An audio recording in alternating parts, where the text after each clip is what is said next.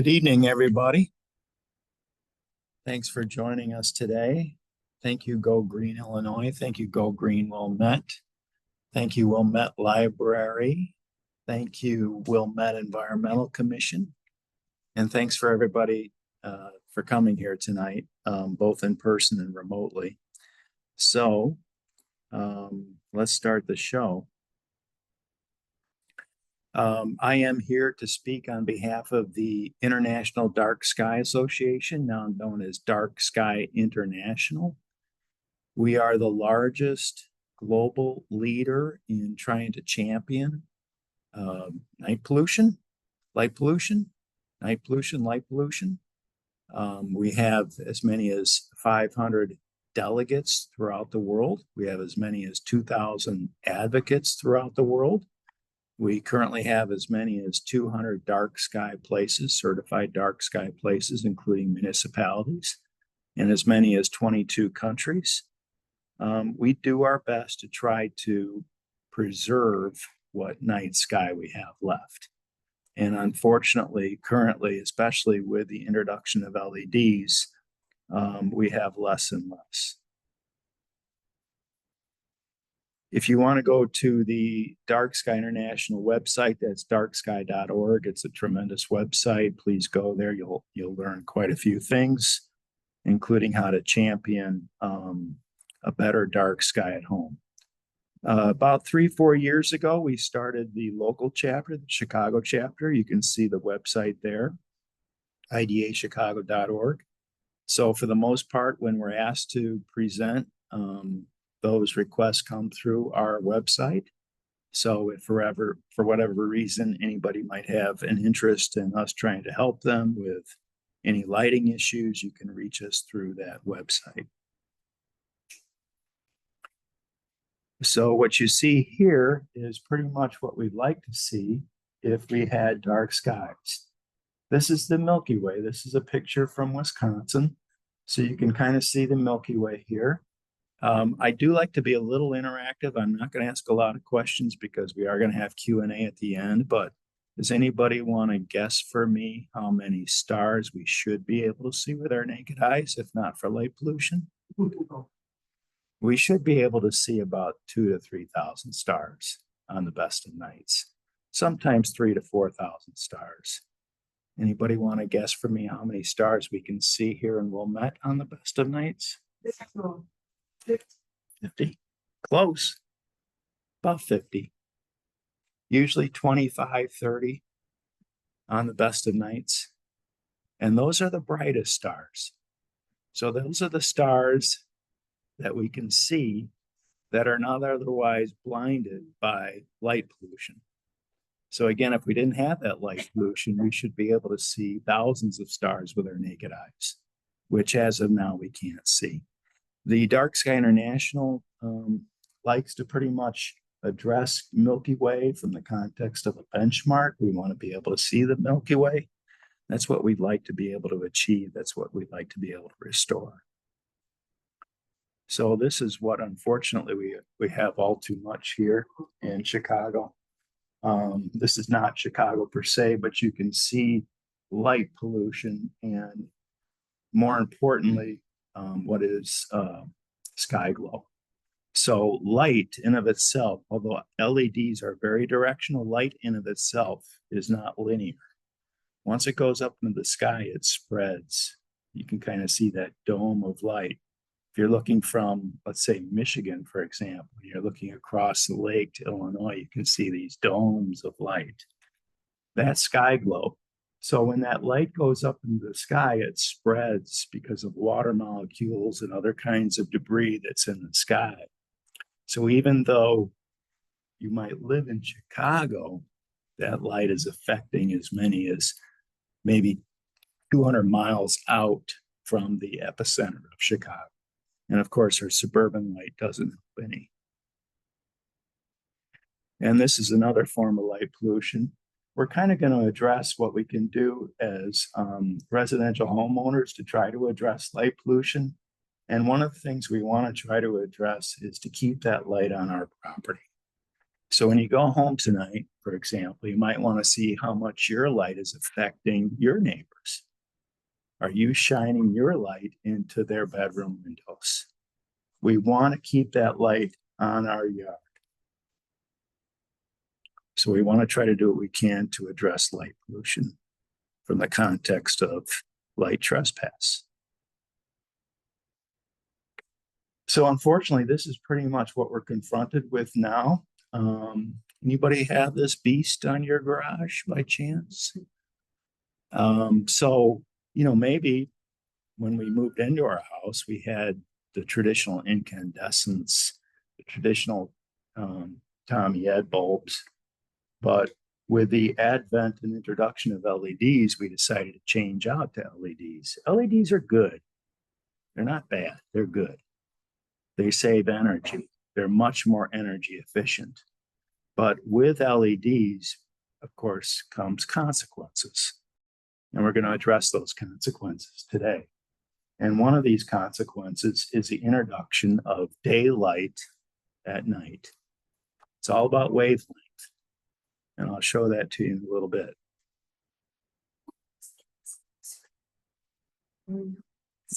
Sure.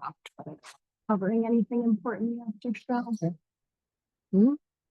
Let's see if we can get it right. We'll go back. There you go. Sorry about that. All right. So anyway, let's talk about the evolution of light. Pretty much as civilized humans, we've been here for about 300,000 years. And during that 300,000 years, we've had 12,000 generations of human beings. That's a lot of generations. And the significance of that is we've basically been in prehistoric BC, 1700s, 1800s, 1900s for all of those generations. Humans otherwise, as mankind, has been here for millions of years. So from perspective of physiological advancement, so on and so forth, we have pretty much learned to live at night and at day. And the introduction of certain wavelengths at night is affecting that physiology. So it's only been recently, early 1900s, that we've been introduced to light pollution.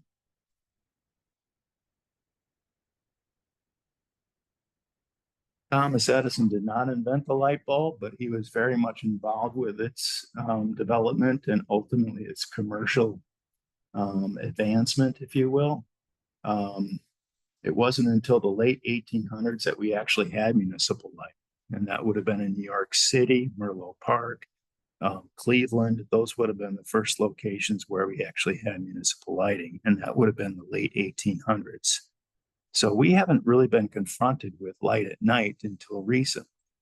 So when you think about all those generations, keep that in mind, especially with respect to circadian rhythm.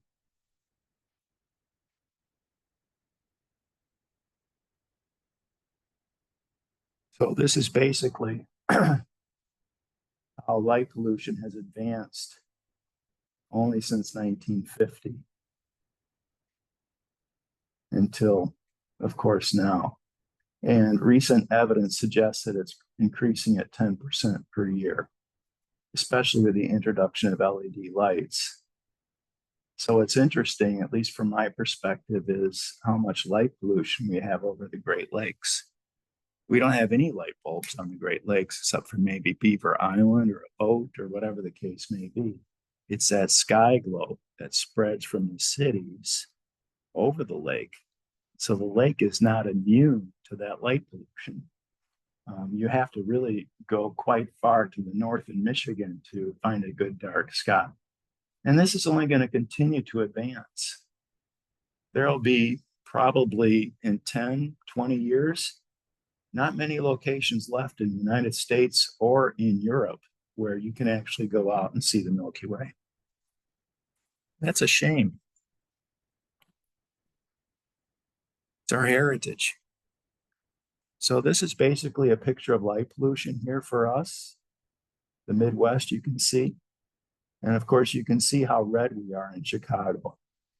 That red is pretty much light pollution at its worst. And you can see how far that advances even up Door County. So that light pollution is causing this light glow, even though the cities themselves, of course, don't occupy all this space.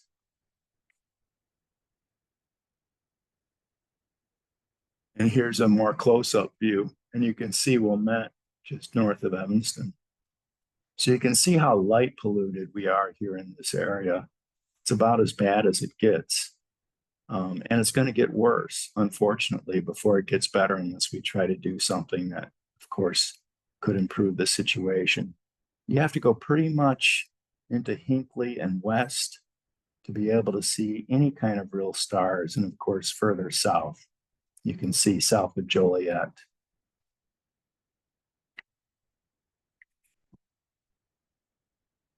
And then we put this together for you here in Wilmette. You can see the red outline here. That's pretty much in municipal limits. And you can see the red locations. That's where your most significant light pollution here is in Wilmette. And of course, all the blue locations. I'm not from Wilmette, I'm from Glen Ellen. But, you know, you can see that you've got commercial areas, industrial areas, a host of different areas that for whatever reason, they're just not taking care of business with respect to light pollution. And really, for the most part, it's all about not shielding the fixtures and not taking care of too much brightness, which is otherwise known as lumens.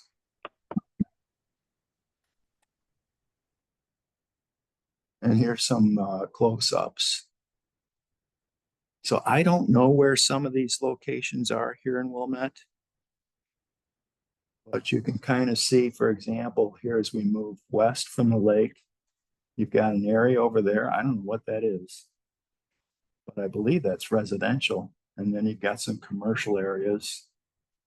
And I believe you got some residential up near the lake too. So that's basically a highlight of some of these areas. And in some of your areas, your residential areas are pretty good. Now, I don't know if that's older areas where more traditional lighting is present as compared to newer developments, or maybe people that have maybe more incentive to light up their properties. But you can see that you got a lot of light pollution here in Wilmette.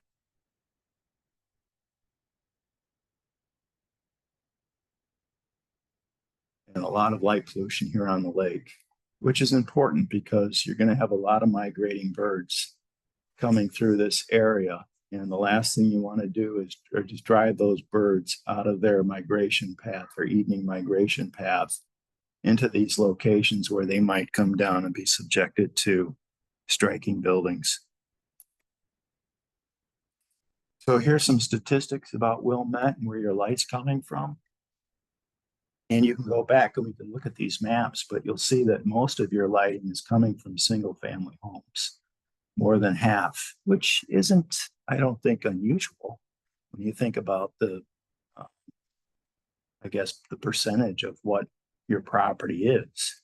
Its average brightness is 14.3. Now, if you go down to the commercial, your average brightness, even though the commercial is significantly less with respect to your percentage of light, your commercial is significantly brighter. And you've got tax exempt properties that are even brighter. Now, tax exempt properties could be schools, it could be churches, houses of worship, things of that nature. I think maybe we saw something in that slide. I'm not sure what it could be, but you've got some tax exempt properties that are very bright. Your roads and government, you can see, are not, I guess, what would be the significant contributor to brightness. 10%, 13.4%. And your roads and government is only about 34%. So, you know, the purpose here tonight is to more or less address what we can do with our own homes. But I will be talking a little bit about what we can potentially do with our municipal ordinances. So let's talk a little bit about light pollution consequences. Let's not forget that light is energy. So every time we turn on that light, we are consuming fossil fuels. That's pretty much what we're doing. We get credits and things of that nature for using renewable energy and things of that nature. But for the most part, here in Illinois, we are still burning coal. So every time we have that light on, we are contributing to the emission of carbon. When I was younger, my mom and dad, when I was 16, I actually grew up when Jimmy Carter was the president. And, what I heard from my parents was turn off the lights, shut the door, right? We were so much more energy conscious back then, I think.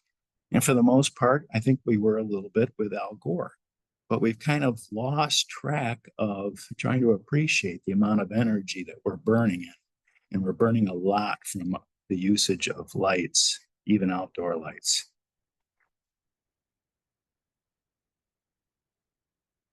You can see that we're burning about 85 million tons of carbon emissions just on outdoor lighting.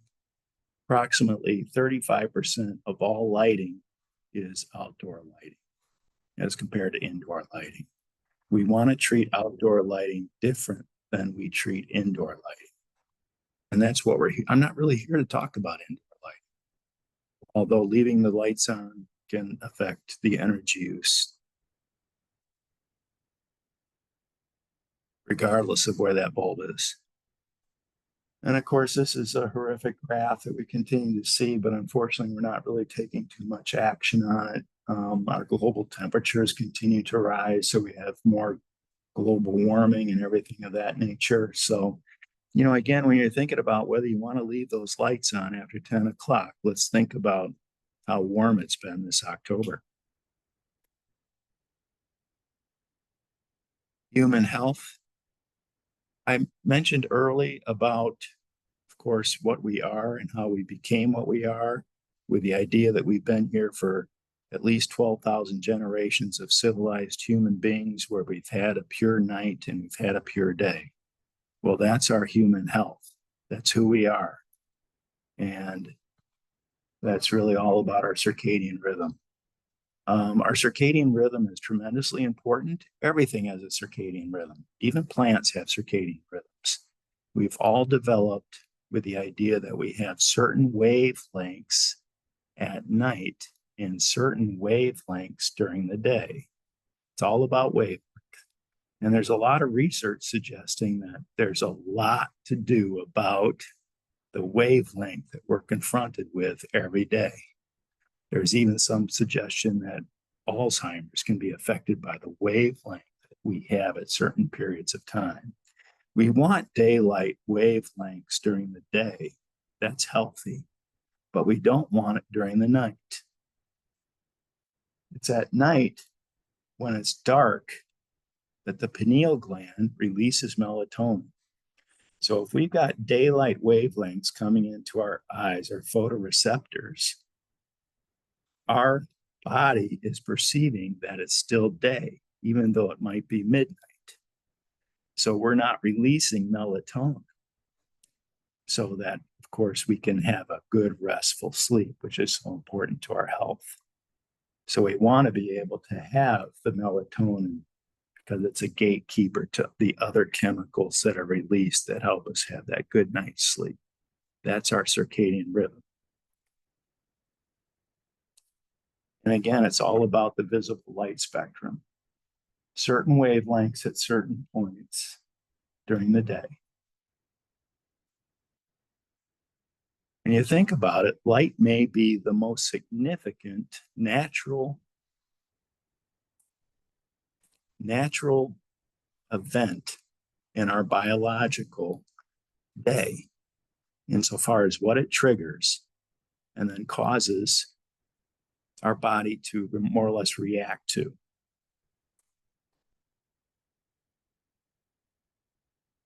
We need sleep, and if we don't get sleep, it leads to health issues. A simple example is that we eat more at night when we should be sleeping. So there's some suggestion that we, of course, can suffer from heart and cardiovascular diseases increased risks for certain cancers, etc.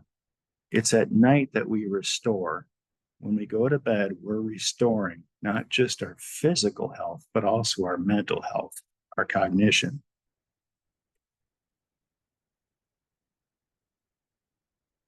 I don't know if anybody's read this book. You have. It's a great book. A little dry. Yeah. And it might help you go to sleep at night. But why we sleep is tremendously important. There are just so many studies coming out right now about the effect of daylight at night, how it's affecting our circadian rhythm, and ultimately why we're not getting a good night's sleep. Has anybody seen the blue blocker glasses or heard the advertisements for maybe having something on your computer that will allow you to have less blue light at night? About how to keep that light from your late night? Well, that's pretty much your circadian rhythm, people being concerned about your circadian rhythm with the idea that you want to be able to sleep better. We should be getting 7 to 8 hours of good sleep every night and good REM sleep. That is tremendously healthy for us. And if we don't get it, we're affecting our physical and mental health. Ecological impacts.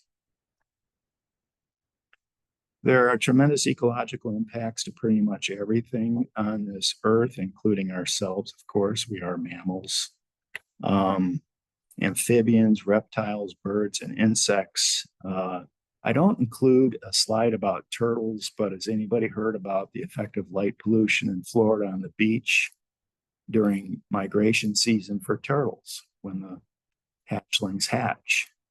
Well, in Florida, they've actually now got laws where during the hatching season, they only have certain light wavelengths on the beach because the turtles, through all those generations of having those turtles, when they hatch and they find their ways, they're finding their way out of the sand, they're looking for the brightest, more or less light on the horizon.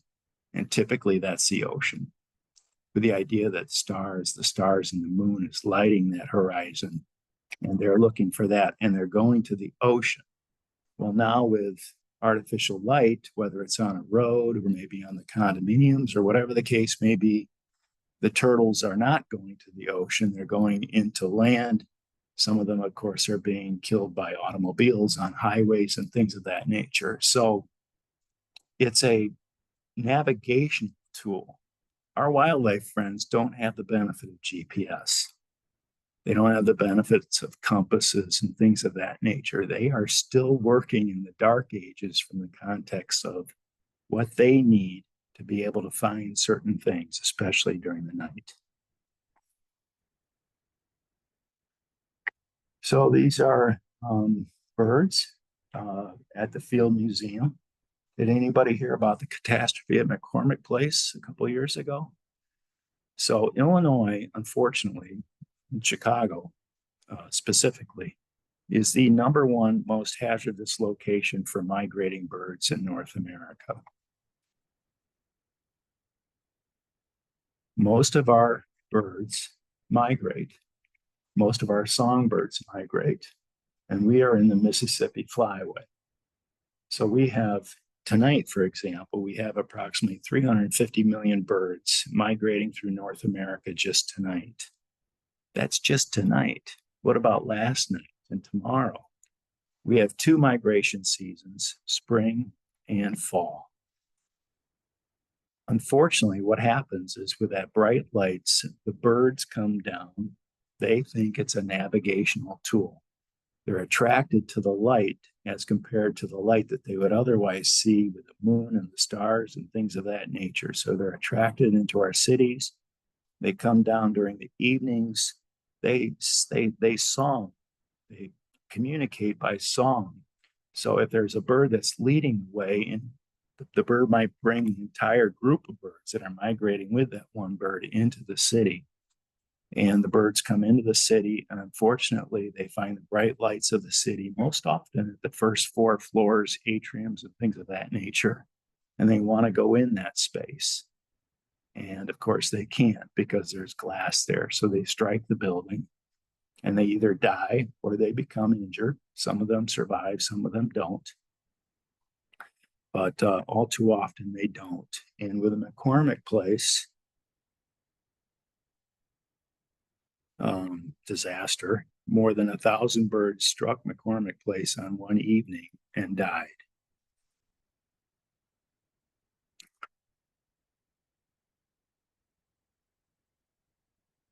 Now, the McCormick Place recently spent more than $1 million to put this bird safe film on its windows that face the lake. You can see how close the dots are because birds still think they can find their way through a window. But with these dots, they pretty much perceive that they can't. The McCormick Place also agreed to close their curtains during events during the evening, so they're no longer exposing the outside to their interior lighting. So kudos to the McCormick Place. And as a result of that, statistics have shown not just an 80% decrease, but more than a 90% decrease in bird strikes at McCormick Place. So just basically turning off those lights, putting your curtains over those lights at night, and of course, including bird safe film on windows has dramatically decreased the amount of bird strikes at McCormick.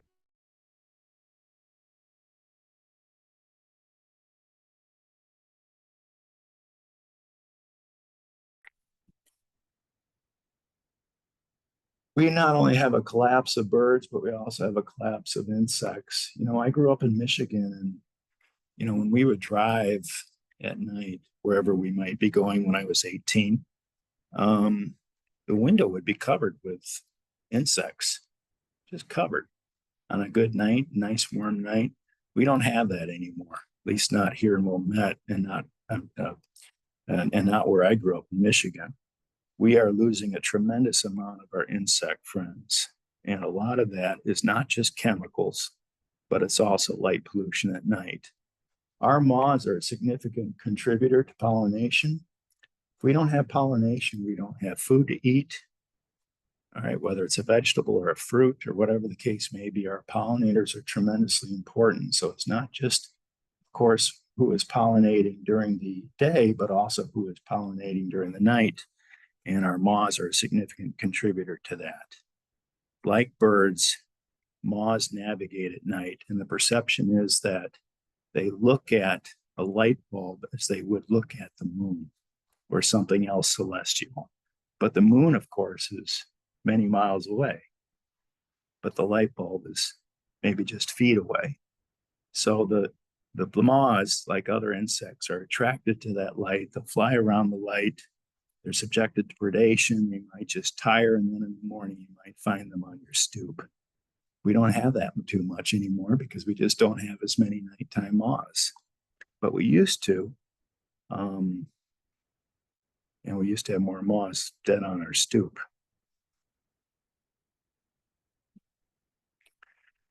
I noticed we've got Nature's Best Hope here on a table for Go Green Wilmette tonight. I actually brought the book with me too. Nature's Best Hope is a tremendous book. It talks about our keystone plants, but it also talks about the importance of moths. Moths, caterpillars feed birds.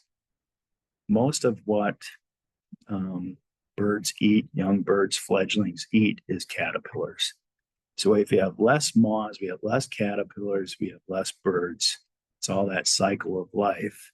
So everything we're doing with respect to light pollution, chemicals, or everything else has consequences all the way down and up the road. And Doug Kalamy does talk a little bit about light pollution. Another insect that I want to address is lightning bugs. Does anybody know why we have bioluminescence with our little lightning bug friends? It's for mating. Each male lighting bug has its own signal, believe it or not, just like your fingerprint.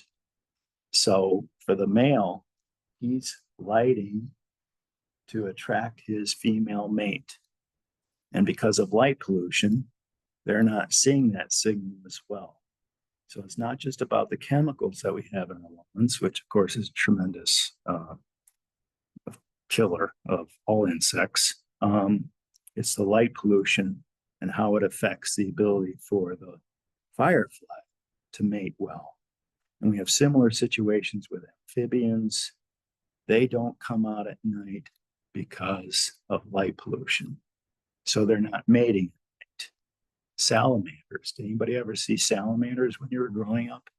Salamanders hate light. So we have fewer and fewer salamanders simply because we have more light pollution. So light pollution is very much affecting our nighttime friends. This is a great book. If you haven't had a chance to read it, I was in my library on Saturday and they actually had it identified as a staff choice. It's a great book. So let's talk about how we can make a difference. I want to chat about safety first because, of course, we always have concerns about safety. Better light outside creates more safety, not more light. More light creates more glare. It's really glare that makes a difference with respect to safety. So who's noticed that our headlamps are much more bright? Yeah, well, unfortunately, our automobile manufacturers are introducing LED lights into our headlamps, which are tremendously white and bright at daylight wavelength. And it's all about glare. I have to look away when a car is approaching me anymore. My pupils are constricting. I cannot see to my right. I cannot see to my left. I can't even see what's in front of me because of the way we constrict our pupils. In my opinion, it's much more dangerous to have the headlamps that we're now confronted with. It may be great for the person behind the wheel, but bad is bad is bad is bad. Okay. And that's basically what we're addressing with our glare response. When we have time to acclimate to the dark, whether it's 35 minutes, 40 minutes, or whatever the case, we should be able to see very well, even with just moonlight at night. Okay. We have rods that allow us to see well at night. Cones allow us to see color during the day. But we actually see better at night with rods, especially peripheral vision. So here's a nice little example. I don't know if you can see it well, but in the top photograph, you have glare coming at you. At the bottom, you don't. The glare's been removed. And at the top, you can't see the criminal to the right, but at the bottom, you can. Why? Because your eyes are adjusting to the light. There's less glare, and you're better able to see.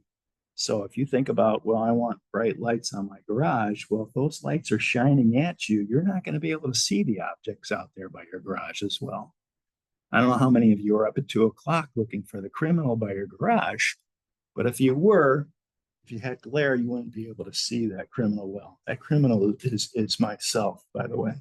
That's Ken Walsick's hand, but Ken couldn't join us tonight. Okay, so quickly, let's just go through the 5 basic principles of better outdoor lighting. Useful, targeted, low light levels, controlled, and color. Really basic, simple stuff. This is not difficult by any measure. It's such an easy pollution to resolve. So is it useful? What is useful with respect to the outdoor lighting that we have at our house? Or maybe commercially, or whatever the case may be. Less might be better. Is that useful at the time of night that we have it? Probably. So is it useful? Is it serving a purpose? Targeted. Targeted, in my opinion, is the most important thing that we need to consider with respect to light pollution. Even with a horrible bright white light bulb, if it's shielded so that we're not seeing the glare from that bulb, not only are we more secure, but we have less light pollution, generally speaking. We still have to address brightness, which is lumens, but targeted is very important. And basically what we want is something consistent with what you see there. Hat. I like to call it a hat. So the best is to the right. We want to have that light shining down, right? And when it's shining down, it's not in our neighbor's window. It's on our lawn. It's not across the street, whatever the case may be. So with the fixtures that we want, whether here in a municipal format or just residentially, we want fully shielded fixture. This is just a page from the Dark Sky International website. There are literally hundreds of shielded fixtures to choose from. It is not a complicated situation. So if you've got an architect or whatever the case may be on a new municipal project, you want that architect to be aware that you can choose a dark sky compliant fixture as compared to a non-dark sky compliant fixture. And there's many designs that go with both. So you want to see what the spec is for what the light is as planned for that project, whether a municipal project or residential project. And you want to go with the dark sky friendly fixture, the shielded fixture. That will be the greatest achievement, in my opinion, to whatever you do to champion better dark skies. And here's just a nice example. Instead of the Mars light that's shining out, you want the Mars light that's shining. Even when it's bright and white, at least it's not shining up and out. Low levels is probably the second most important 5 basic principle. Brightness is so much more prevalent with LED lights. LED lights are tremendously bright as compared to our incandescents. With that brightness comes, for example, reflection. So if you've got a dark surface like asphalt, you're going to have less of that light reflecting up and into the sky. Whereas with a concrete surface, you'll have more. So when you're thinking about designing lights for a municipal project or whatever, you want to also take into consideration the surface onto which that light is being shined from the context of whether your brightness is too much. But generally speaking, all brightness is all about lumens. And here's a little bit of a chart. So if you look at this chart and you look at incandescence, what we've typically been used to when we go out and buy bulbs is a measure of watts. The brighter bulb is the 120 watt bulb or the 150 watt bulb. The lesser bright, more dimmer bulb is the 40 watt bulb. Well, that still holds true in some perspective, but what we see with LEDs is that it only takes 6 to 9 watts to get us to 450 lumens, whereas with incandescents, it took 40 watts to measure power to get to 450 lumens. We still have ordinances that require a certain number of watts with our lights.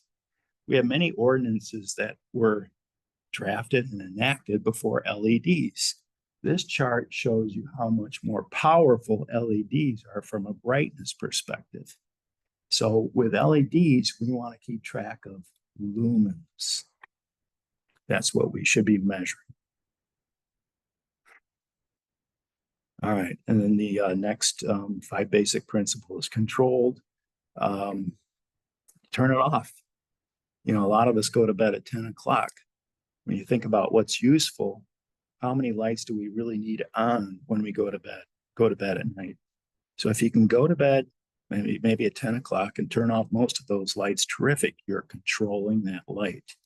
There are other measures to control, including programming. Today, programming is much more prevalent with respect to lighting.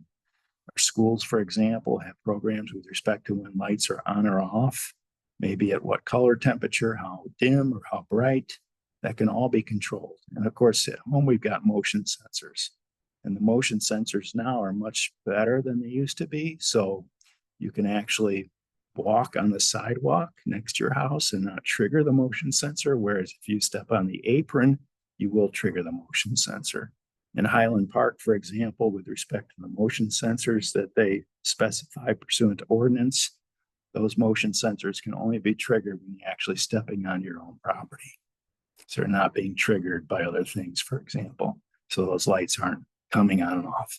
But controlling is very important too. Turning off a light is the most fundamental principle of controlling light pollution that you can think of. But people do like to leave them on. And the last of the 5 basic principles is color. You know, we see color. So whether it's an amber color or a bright white color or whatever the case may be, that's pretty much the last thing that we want to address. Not as important as shielding, not as important as brightness, not as important as control, but still very important because it addresses that wavelength that we talked about with respect to circadian rhythm. So you can see here the measure of Kelvin. With our incandescent lights, we were always to the left of 3000 Kelvin. With our incandescents, we were always a more amber color. It's only with the LEDs that we're now bringing that daylight wavelength into our night.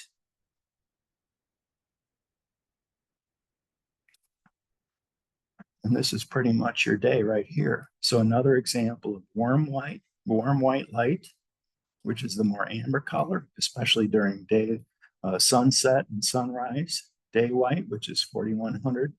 And then cool white, which is basically your middle of the day Kelvin. And again, we're introducing the day white and the cool white at night. We want to eliminate that during the day. During the night.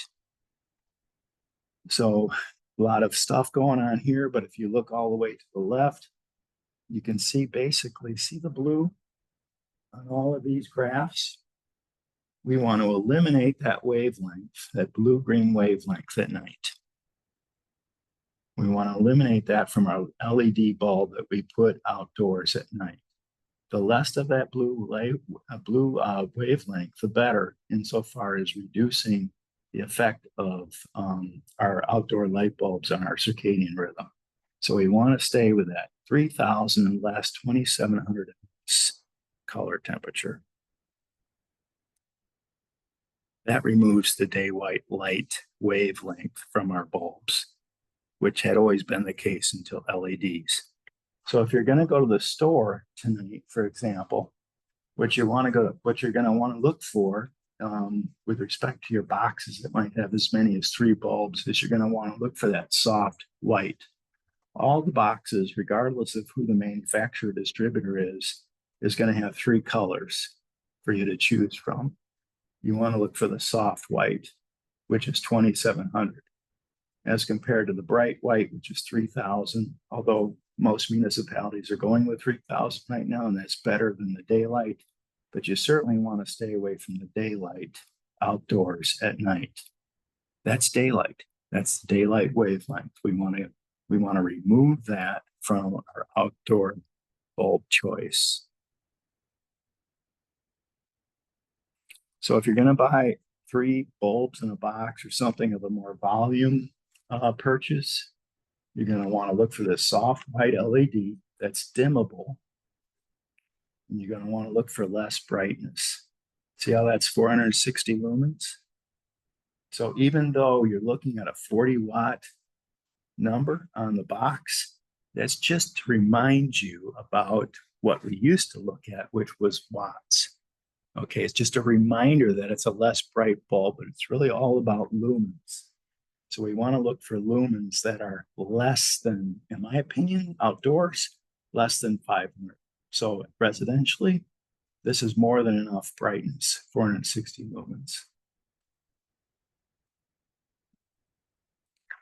And if we want to try to do something better than that, you can buy 2200, 2100 bulbs, similar to what you might see in a restaurant or a tavern at night, you know, where it's more comfortable, a little bit more of that yellow, less bright color.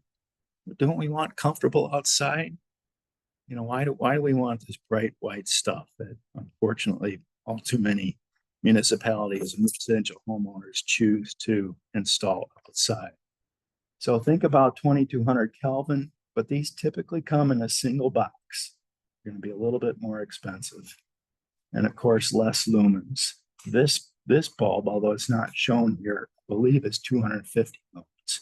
Now, sometimes I'll bring a display with me and you'll see different bulbs up. I'll screw them in and screw them out. The 2200 to 2700 bulb with less lumens is more than bright enough, more than enough for what we do residentially. Believe me, the color rendering is fine. Anything over 2700, you're going to get a color rendering score, which is better than 70%. So you're going to be able to address being able to see color at night. Police departments like to see color at night. They like to see, basically the color of the car, the color of the clothes. So even with a 2700 bulb, you're going to have plenty of CRI. For example, if you go to a car dealership and it's so bright white, well, they want you to be able to see the color of the car on the lot. Okay. Well, you can do that with 2700 Kelvin. So I just want to talk a little bit about provide education for businesses and residences.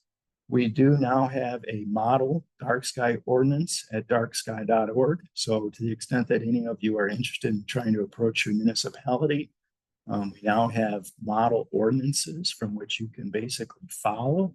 Highland Park has a pretty good ordinance, actually, not too bad. It can be better, but it's not too bad. They obviously had a lighting expert contribute to the preparation of the ordinance. There are other simple choices with respect to ordinances, but it's more or less the 5 basic principles of better outdoor lighting. And shielding, again, remains the most important thing, followed by brightness, control, and things of that nature.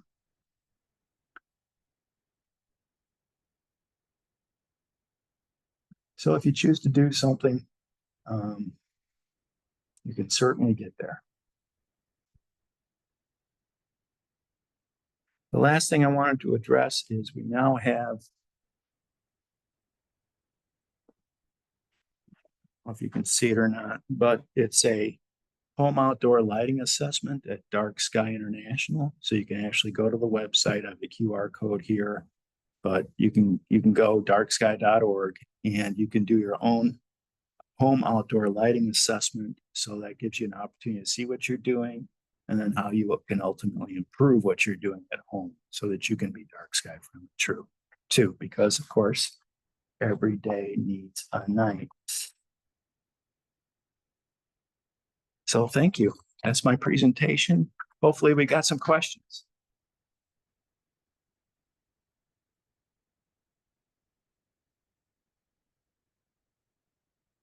Any questions in the crowd? Yes. Adam, thank you for that presentation. That was very, very good. A lot of good information. And if you were to go back to that slide that showed where Wilmette's light pollution comes from, if you remember, it had a breakdown of residential versus commercial and things like that. Mm-hmm. If we were to, as a community, wanted to tackle like the biggest bang for the buck, so to speak, more sides. Would it be best to target the percent of all light, or you were there? Well, there's a couple slides here, so yeah. Is it better to target, single family homes contribute to 53% of all light, but if we look at the average brightness, what are your thoughts about, do we target the average brightness and try to reduce that, or do we target percent of all light?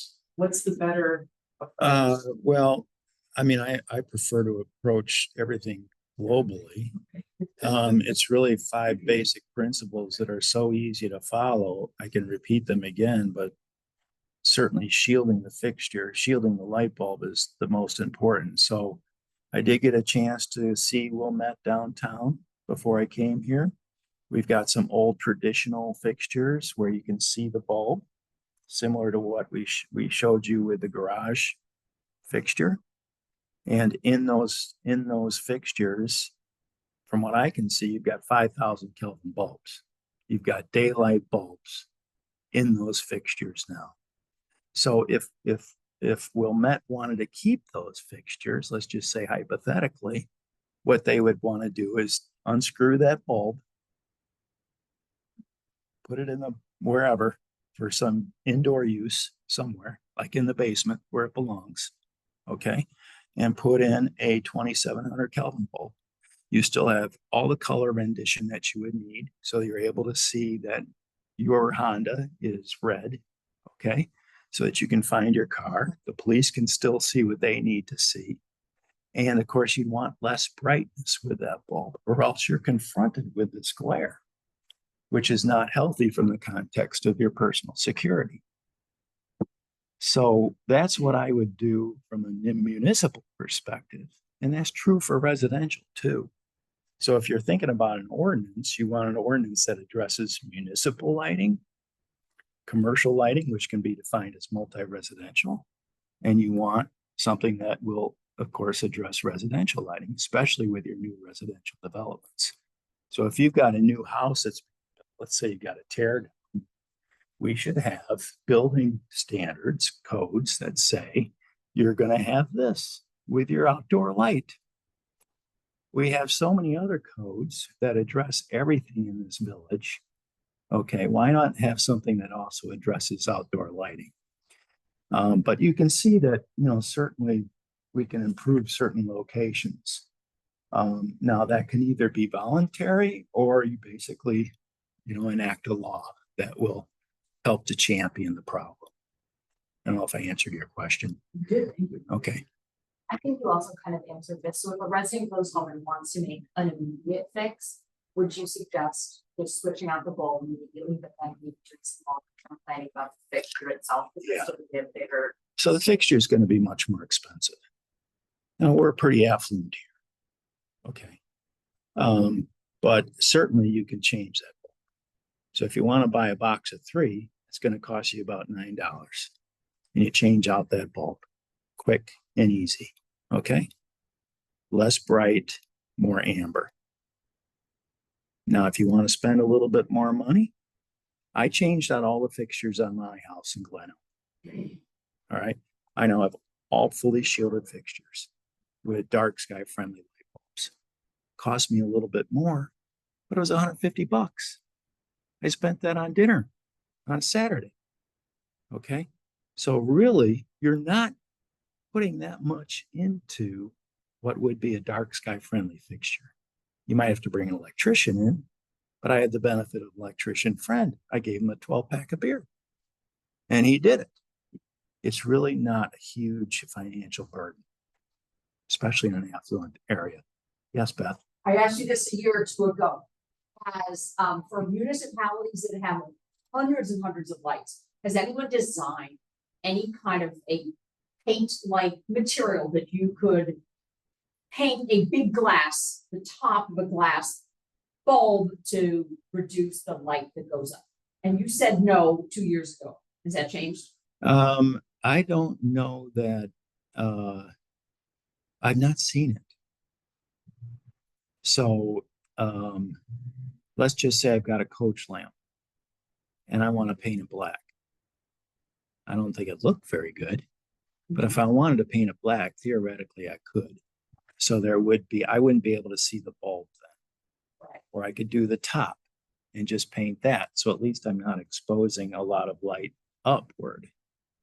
But Beth, I'm sure you can, if you've got something that basically would block that light to the extent that somebody else, somebody wants to do that. Yes. The shielding and the shields and the lampposts, like say, are people making just the shield itself so that you could put it over any light? I mean, obviously the picture on the side is all that, but like, let's say we'll want to put a shield over every single lamppost and not have to change out the lamppost itself. Are people making that? Or would we have to like come up with our own design and find somebody to weld it on?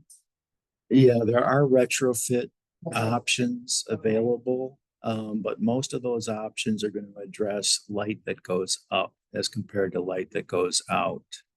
So it's not really going to address the glare that comes from that bulb. and what basically goes horizontally across the horizon. And remember, a lot of that light is still going to go up. So the retrofits now are not really addressing the horizontal exposure of that light, more vertical. Okay, but it is something that can be done. Glen Ellen, about 10 years ago, decided to change out all of its fixtures downtown. You want a lamppost that's not too elevated, okay? Because again, you want less glare. So you want that light post, whether it's in a parking lot or wherever the case may be, you want it to be less elevated off the ground. And then the fixture itself, they have so many fixtures now that are fully shielded. So you're basically looking for that in a perfect world, but there are retrofit opportunities. Yeah. What I saw downtown is not going to help you that much. Just my personal opinion. Yes. So downtown Wilmette, we have a lot of what I call party lights. They're also really popular on private properties. Can you talk a little bit about the decorative party lights and their impact on light use? Well, it's the same thing as with any other light. Now with the party lights, you don't have the benefit of the shielding. You can find some party lights that had a little hoods on, but for the most part, they're not shielded whatsoever. But if you look at the box, you can see that most of those boxes will show whether it's 2,700 Kelvin or 3,000 Kelvin or 5,000 Kelvin. So you want to look for the 2,700 Kelvin, which is the more amber color, which removes more of that daylight wavelength that, of course, we would otherwise have during the day. And you can also see on that box the amount of lumens. Less lumens is better. So if that box says 450 lumens, for example, that's the better choice as compared to 5,000 Kelvin with more lumens, which is going to be more bright white, and certainly it's going to create more headaches for your neighbor. You want to turn them off too, Beth, right? When you go to bed at 10 o'clock, how many people are actually out looking at those lights from an ornamental perspective, right? Whether we have lights shining up in the tree or whatever the case may be. Really at night, should we be concerned about how ornamental our property is? Other Neighbors. Got the lights. It's hard. Well, yeah, and I have authored letters to the neighbor. Now, for the most part, I will address all my neighbors as compared to one person individually. I don't want it to be a Hatfield and McCoy situation. So on my street, I have 36 homes. I sent letters to the neighbor for 3 years to each home, telling them basically what I'm telling you tonight. Okay, what LEDs are and the consequences of LEDs and how we can do better with those LEDs. And actually, I think we have one of the darker streets in Glen Ellen, and we have more fireflies at night than most other streets too. So even in my own little biosphere, okay, I see an improvement just by educating people with respect to the consequences of LEDs. Yes. I come from a rural home and it's on a lake. And as younger people buy on the lake, when they buy this house, the first thing they do is light it up. Because, well, I don't know why. I think they're doing it because they think they're beautifying the place. But I also think that they're afraid to be in the dark. And because I mean, when we first moved there, it was absolutely black. And we loved it that way because we could see the stars. Yeah. And we heard the owls and other, things like that. So the reason I'm saying this is number one, we do have a light war going on our lake right now that's in court. But number two is, besides changing light bulbs, the bigger job, in my mind, is changing the cultural attitudes or reducing their fear. And in today's widespread events, there's a lot of fear. There's no question about it. Fear is the number one factor insofar as trying to champion what should be better outdoor lighting. And that's why I address safety. You know, when you think about, can we make a difference? Because people are concerned about safety. And a lot of people are just simply afraid of the night. So this author was afraid of the night.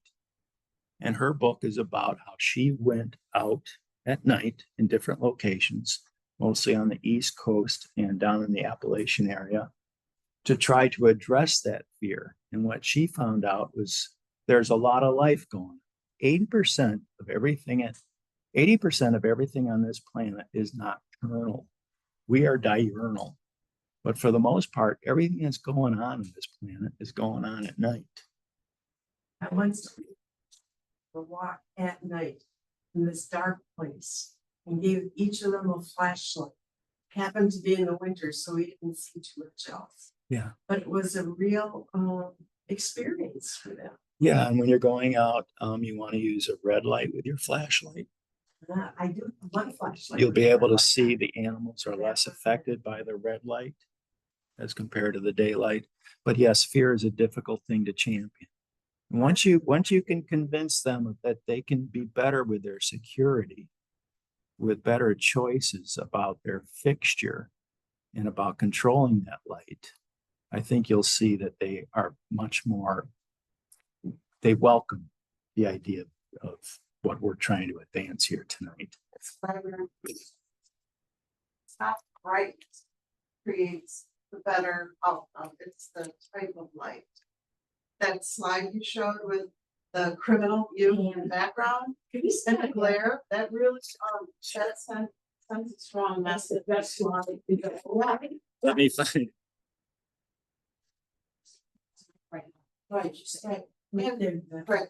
And you know, since there's someone from the village here, as a resident of 22 years, we have codes, right? When you're building a house, you have front yard setback, side yard setbacks, FAR, volume, all that. I think that lighting should be codified. I think that there should be, I know everybody property rights, blah, blah, blah, but you know, your light should not infringe on your neighbors, just like your house can't encroach on your neighbor's yard. Can I drop my sewage on my neighbor? Yeah. Should I drop, if I'm conscious about the chemicals I put on my yard, should I drop them? Yeah. Most villages or municipalities do have some form of ordinances that address lights. Most of those ordinances were authored well before LEDs were introduced. So what you'll see with some ordinances is that you can only have a certain foot candle at the property line, measured from a certain distance vertically. That's what Highland Park has, so, for example. So, yes. And our Environmental and Energy Commission has given some suggestions for changes to ordinances in the village. Is going to be reviewing all of those and looking great at that. Yeah. I shall build that. And see, like a lot of the people who are the ones who are the offenders don't know it either. Exactly. Which is Yeah. not. Well, and I don't know to what extent, whether it's Wilmette or any other village, I don't know the extent to which anybody's actually enforcing the candles, the foot candles at the property, at the boundary.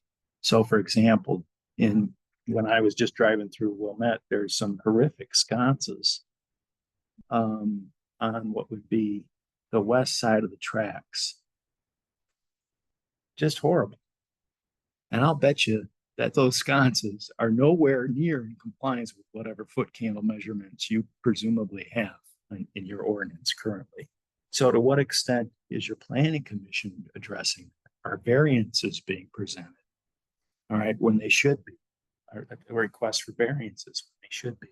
So there's a lot of things that can be addressed, not just by management, but also by your planning commissions and things of that nature. Beth? You can get a, download an app on your phone that can measure approximately the light value, brightness, and the Kelvin number. And it's useful, especially if you know that there's something particularly egregious. The village doesn't always know. So, for example, I was able to get that data and send it to the village, because when you see the number for our tax exempt properties, that is most likely partially our school district. When LED lights were available and schools got rebates for changing out to more efficient lighting, the former head of operations believed that there's no such thing as too much light. Every light in every school in Wilmette was changed out to incredibly bright light. And I happen to live next to a school, and their light shone 90 feet across my property and hit the fence. They have since modified the lights that shine into my house, but those fixtures, you can't unscrew the light bulb and put a new light bulb in. The fixture and the bulb are one and the same. Do you have any recommendations for, because they will modify the lights in my yard? Well, So do you know anything else that you could do if a municipality has invested in a lot of lights that are like that? well, some ordinances do not govern municipalities. So some ordinances may only govern commercial property. Most ordinances don't even govern residential properties. So most of the ordinances that you have are measuring foot candles from the perspective of whether that commercial property, multi-residential property is in a residential area as compared to a more traditional commercial area. So Beth, whatever ordinance you're going to do, you want to have that ordinance also govern the municipality and school districts and whatever the case may be, so that when those building plans are submitted for permit, those entities, the school district for whatever is asking for a variance to not have to comply with that lighting restriction that governs them. And then the planning commission will make the decision about whether to award that variance. So it's all about the ordinance and what it governs. I'm on the planning commission as well, so we see a lot of this. Other questions? Anybody? All right, well, it's getting late. It's 8:15. Anybody else? Any other questions? I do have one more, Yes, sure. and that is, we don't see the stars. Does the effect of does our lighting here on Earth affect the stars? They're just gas and dust and electromagnetic activity.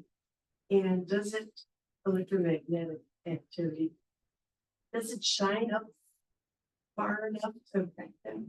No. Okay, that's. No, they're very far away.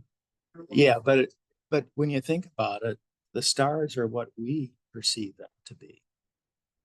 All right. I can't, I live on the 6th floor of an apartment looking west.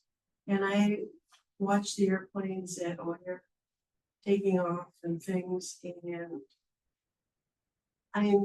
I saw 2 planets since I've been here shining. They come through all that stuff. But I have not seen one star. That's the sun reflecting off the planet. Well, that's because we're too white and bright. Yeah, we have too much light pollution here. The Dark Sky International, once known as International Dark Sky Association, was actually founded by astronomers who wanted to be able to see the stars. But now that we have LEDs, we're finding that with the daylight wavelength at night, light pollution is also affecting much more than our ability to see the stars. And actually, I think most of the concern about light pollution is not so much about the stars we can see anymore as compared to our human health and the health of our wildlife friends and whether it's more secure. Pardon? Because even though I'm on the 6th floor, all that light comes up. Yeah. And comes in. Yeah, you can read a book from your neighbor's light. Most occasions with lighting, yeah. Lucy? Okay, well, great. We just want to thank Adam for taking the time to come back out here again. Greatly appreciate it. He's such an expert that we're so fortunate to have in our area and who's willing to come here and talk to people both virtually and in person. So just want to thank Adam one more time. Also, anyone that is welcome to contact either Beth or myself, we can pass on any questions that you might have. I'm sure Adam would be happy to answer anything via email, and we can get back to you about that. But other than that, just want to thank everyone for coming tonight and joining virtually, and have a great rest of your night, and hopefully you see some stars on your way home. Thank you. Thanks again.